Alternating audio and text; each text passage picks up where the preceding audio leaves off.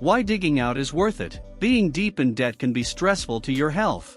The worry over how to pay the bills and the struggle to save for the future impacts over 50% of Americans, according to a 2020 study by Capital One.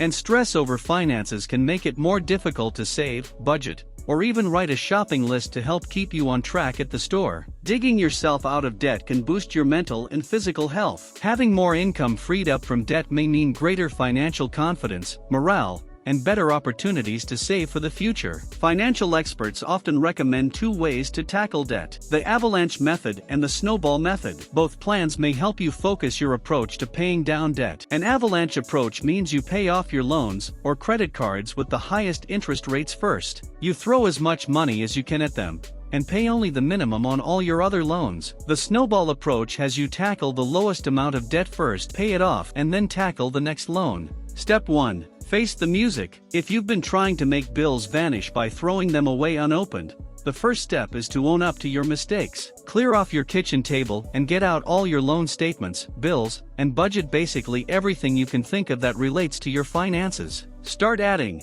the loan/credit card payments and the bills for essentials, power, heat, and water, for example, will represent your base payments. If these already substantially exceed your net income, you will either have to change your lifestyle significantly, sell the house, get a smaller apartment, take on a second job, or file for bankruptcy. Or, there may be some other steps you can take, depending on where you are. First, you need to make a plan.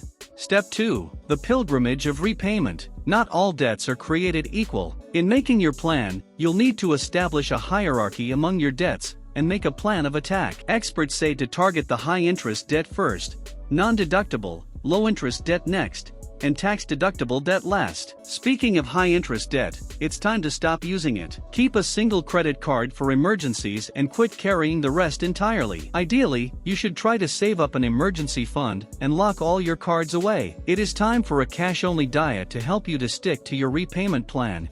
Step 3. Get the damage report. The next step is to check your credit rating and review your credit report for inaccuracies or patterns of bad behavior. You can get your credit rating the same way lenders and landlords do from each of the 3 credit bureaus that report on most consumer credit: Experian, Equifax, and TransUnion. A good way to start is by viewing your credit report and your credit score, both of which you can do for free, although you can only receive your report for free once a year. Keep in mind that not all free credit score services are exactly free.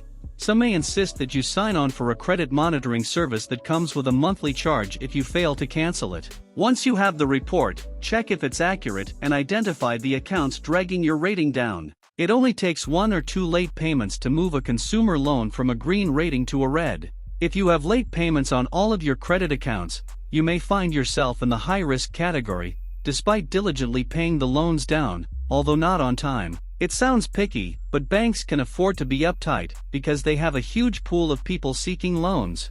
Step 4. Initiate damage control. Get rid of troublesome accounts and pay down your overall debt on time. Use automatic payments and tighten up your budget to get your debt under control. This will keep your credit rating from getting worse and over time, will improve it. If your credit rating allows for it, try to get a larger, lower-interest loan and consolidate all your consumer debts into this loan. This will speed up the process of paying off your debt by minimizing the interest drain on your payments. If your credit score allows it, you may consider a balance transfer offer from one of your credit cards. Such offers may allow you to pay off debt faster by transferring high-interest debt onto a credit card account that comes with a 0% annual percentage rate, APR, and a payment grace period that could last anywhere from 6 to 18 months depending on the offer. All it costs at the front end is a balance transfer fee that is usually a flat sum or based on the percentage of the amount you transfer. 3% to 5% is typical. Just keep in mind that if you don't pay off the balance by the time the grace period ends, you'll be on the hook for high credit card interest rates. Lines of credit. If you have access to a line of credit, such as a home equity line of credit, you may also be able to tap it to pay off higher interest debt. Lines of credit have annual percentage rates in the mid-single digits, while credit card APRs are in the teens to mid-20% range. Be aware that using such a strategy should also come with a close examination of spending habits. Using a line of credit to subsidize poor spending habits or live beyond your means is a decidedly bad practice. Although it might seem safer to close 1 or 2 credit cards, so that you aren't tempted to use them, put them in a drawer instead, because closing cards may hurt your credit score.